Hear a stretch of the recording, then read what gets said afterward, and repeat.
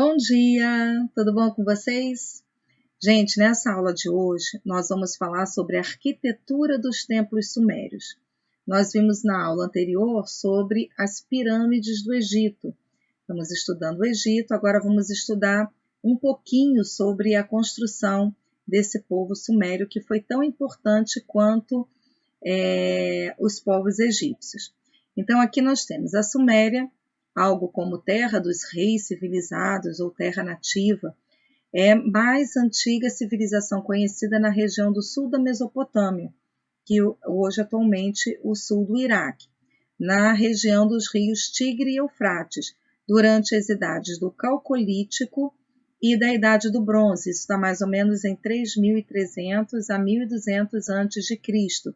E juntamente com os egípcios foi uma civilização importante que deixou um legado até os dias atuais, tá?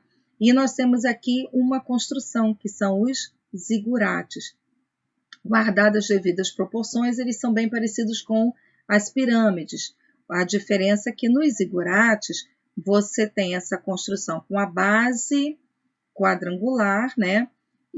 Mas não tem o topo da pirâmide, né? Ela não chega a afinar na ponta, ela é cortada, tem um plano em cima, né? E os zigurates, eles têm várias funções, tá? Nas pirâmides você tinha uma função específica que era abrigar os faraós, né? Era túmulo dos faraós. Os zigurates não, tá? Então nós temos aqui uma construção, e outra diferença importante dessa construção é que as pirâmides eram feitas de blocos de calcário, pedra calcária em blocos maciços. Os zigurates, eles eram feitos de tijolos, tá? E os tijolos, eles não eram tão estáveis quanto o bloco de pedra maciça do calcário. Eles sofriam muitas erosões. Então, constantemente, os construtores tinham que refazer, tá, esses zigurates. Nós temos registrados, né, nos escritos, que esses zigurates, essas plataformas sobrepostas, né, em cima, nessa parte plana, você tinha os templos. Além de templos, né, outras funções dos zigurates, eles usavam os zigurates como um armazém, tá, para poder guardar os grãos naquele lugar. Também era observatório dos astros, e como é um lugar alto, né, você ia fazendo os blocos, né, os zigurates iam subindo, você tinha uma visibilidade maior. Então, eles também serviam como observatório militar, até mesmo por conta de invasão de outros povos, e ali eles poderiam colocar a guarda, né, poderiam estar sempre em vigia, além da função religiosa de templos, tá? E conta também que foi uma fonte de inspiração para a Torre de Babel, né, pelo registro bíblico. Nós temos alguns materiais que reforçavam essas construções, e os templos e os palácios eram usados desses materiais. Aqui algumas técnicas para reforçar o suporte dos tijolos, das pilastras, porque eles não eram tão... a construção, né, o material que era usado, como é usado o tijolo, o Egito usava a pedra calcária, então o tijolo era mais frágil. Então eles tinham outros dispositivos para poder manter as suas construções de pé por um tempo maior.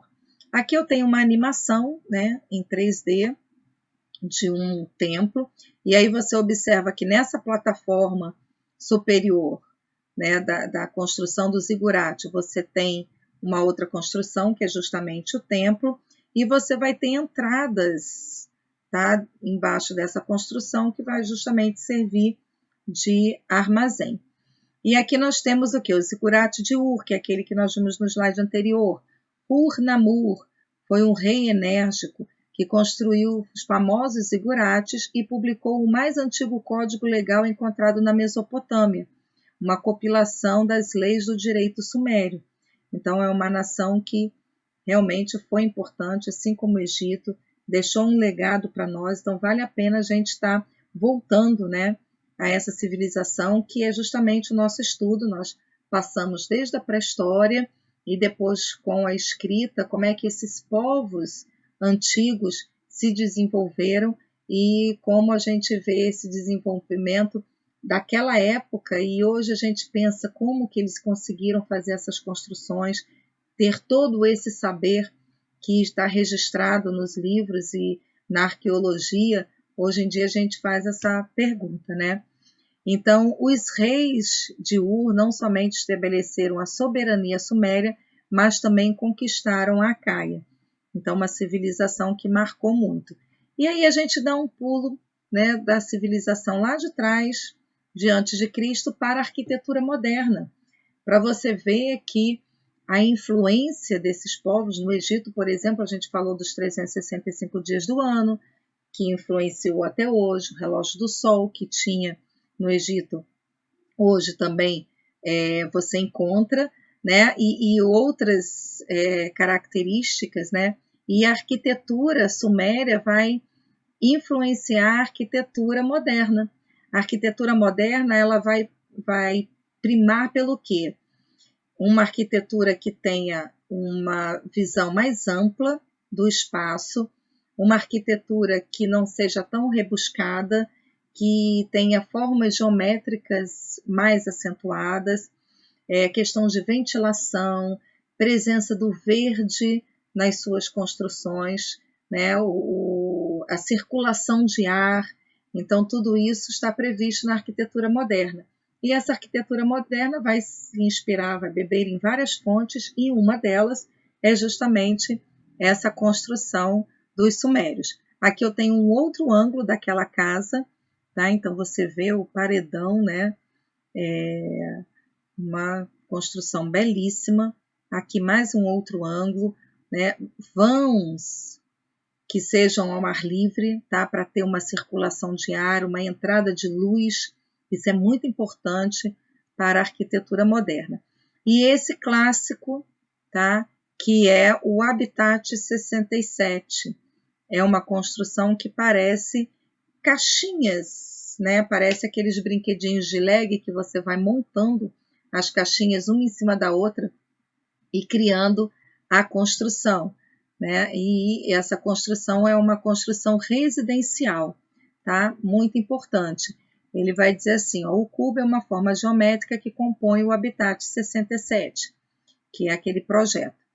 Em seu sentido material, o cubo simboliza o que? A estabilidade, né? 4 lados perfeitos, os ângulos são perfeitos, ele te dá estabilidade, assim como a base das pirâmides, tá? A base dos zigurates, ele te coloca bem firme, bem fixo. Já nós temos um significado do cubo mais místico, né? Que significa a sabedoria, verdade, a perfeição, a moral, enfim. E nessa construção, ela ficou conhecida no Canadá pelo seu estilo e qualidade de vida. Por quê? Porque eu tenho dentro daquela construção dos cubos áreas verdes, circulação de ar, iluminação natural mais presente, tá? E aqui foram usados 354 cubos, tá? Para a construção de 148 moradias. E uma construção gigantesca, e nessa construção você vai ter o quê? Interiores futurísticos, vai ter rua de pedestre, vai ter clarabóias, terraços, os ângulos diversos, você dentro da sua casa você tem uma diversidade de locais para você poder circular e ver, né, o ambiente, várias aberturas, né, nas construções. Aqui nós temos outra imagem, então você observe que em cada espaço desse que vai constituir, né, uma residência, você tem a presença sempre do terraço, da luz, da ventilação, do verde, tá? Então isso vai deixar uma construção mais humana, né? Uma construção mais arejada, uma construção mais saudável. Essa era a intenção. Então, aqui nessa imagem belíssima nós temos esse visual de todo esse complexo, tá? lindíssimo que entrou para a história da arquitetura. Outra imagem também, olha os jardins, tá? Além dos jardins suspensos, tá? Nesses terraços, você também tem dentro do complexo espaços a céu aberto para lazer, para movimentação das pessoas e assim por diante, ok? Hoje nós ficamos por aqui, né? Relembrando que nós, na sociedade atual, né, no presente século, nós bebemos de fontes, né, tão antigas, mas que podem se renovar, são fonte de inspiração.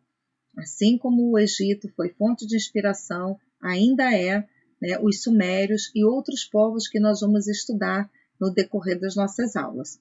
Não fique de fora da próxima aula, eu te espero lá. Até!